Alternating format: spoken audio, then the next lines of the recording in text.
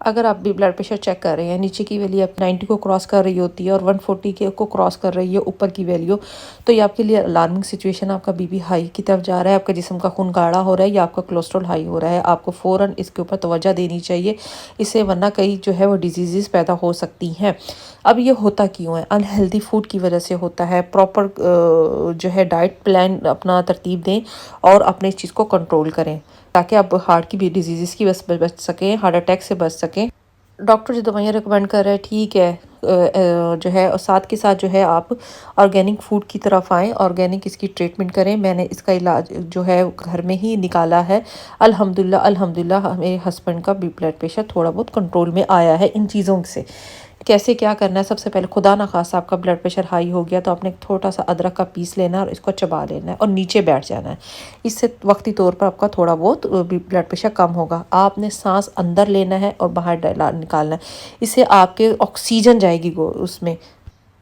और उसके साथ साथ आपने इस तरह हाथों को शेक करना है और साथ ही टांगे उठानी है। इससे थोड़ा सा ना ब्लड प्रेशर कंट्रोल हो जाता है, थोड़ा बहुत कंट्रोल हो जाता है, ठीक है। उसके साथ साथ अब आपने रेगुलर बेस पे क्या करना है? हफ्ते में 2 दफ़ा खून को पतला कर लेने के लिए ये वाली गोली खानी है। आपने लेमन पानी का इस्तेमाल करें। लेमन आपके लिए बहुत ज़्यादा मुफीद है। कहा यह जाता है अगर आपने फास्टिंग में लेमन पानी ले लिया तो आपका बहुत हद तक चांस है कि आप हार्ट अटैक से बच जाएंगे, क्योंकि वो खून को पतला करता है। और रेगुलर बेस पर अगर लेते रहें तो बहुत फ़ायदा होता है।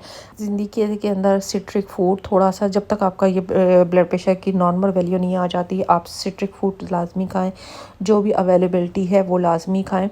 इससे अगर आप अभी ब्लड प्रेशर को अपने कंट्रोल कर लेंगे तो कोलेस्ट्रॉल को कंट्रोल कर लेंगे, अब यूरिक एसिड से बढ़ जाएंगे और शुगर से बढ़ जाएंगे। और एक सबसे मेन चीज़ जो मैं घर में करती हूँ, करेला लेती हूँ, करेला को काटा, अपने साइज से जैसे मर्ज़ी है काट ले।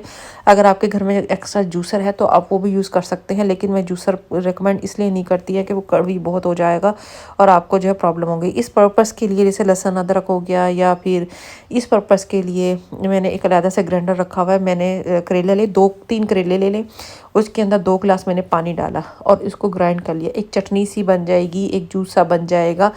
ये बहुत अहम है, ये आपकी मुख्तलिफ किस्म की डिजीज़ ख़त्म करेगा। इसका करना कि सारा आपने पीना नहीं है। क्या करना है आगे चलते मैं आपको बताती हूँ। आपने एक टब लेना है, टब के अंदर जो है ये सारा कुछ डाला आपने और उसके अंदर पाँव रख के बैठ जाना है। जिसको भी ये इशू है तकरीबन 35 मिनट तक आपने ऐसा करना है। जब आपका मुंह कड़वा होना शुरू हो जाएगा, जब मुंह में कड़वाहट शुरू हो जाएगी, आप इसको छोड़ दीजिएगा।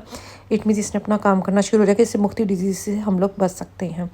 साथ में आप ये अचार बनाएं। लहसुन का अचार है, ऑयल में नहीं बनाना, सिरके और पानी में का अचार जैसे बनता है ना वैसे बनाना है। ये बहुत ज़्यादा मुफीद है। लहसुन आपके जिस्म में खून को पतला करता है, मुख्तलिफ बीमारियों से बचाएगा, कोलेस्ट्रॉल से बचाएगा।